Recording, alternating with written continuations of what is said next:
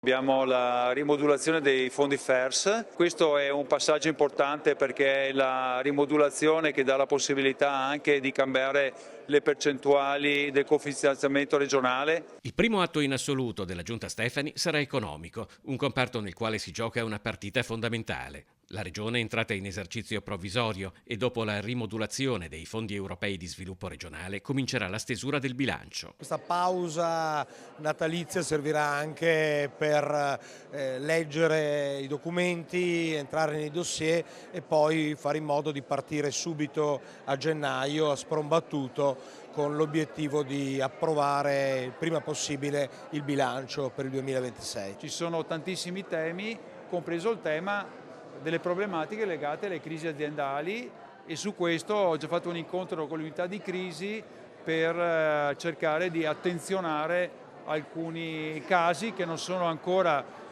eclatanti o clamorosi ma che vogliamo gestire prima che emerga la situazione di crisi. Se come ogni legislatura anche questa si apre all'insegna dei buoni propositi, l'opposizione in Consiglio regionale si propone come una controparte pronta a vigilare che dalle parole si passi ai fatti. I temi della sanità, i temi delle infrastrutture, i temi del sociale, insomma il nostro ruolo sarà quello anche di verificare che dagli annunci poi si passi al concreto dei provvedimenti. Lo spirito di collaborazione bipartisan del primo Consiglio regionale si scontra però con una contraddizione tutt'altro che secondaria. Il giudizio delle opposizioni sul quindicennio di Zaia è negativo, mentre per la maggioranza il solco sul quale modulare anche la prossima legislatura. Per i prossimi 5 anni ci saranno delle sfide appunto legate al programma elettorale, che è veramente un programma anche innovativo, e la sfida sarà volta a mantenere il grande lavoro fatto e quindi gli standard elevati di Regione Veneto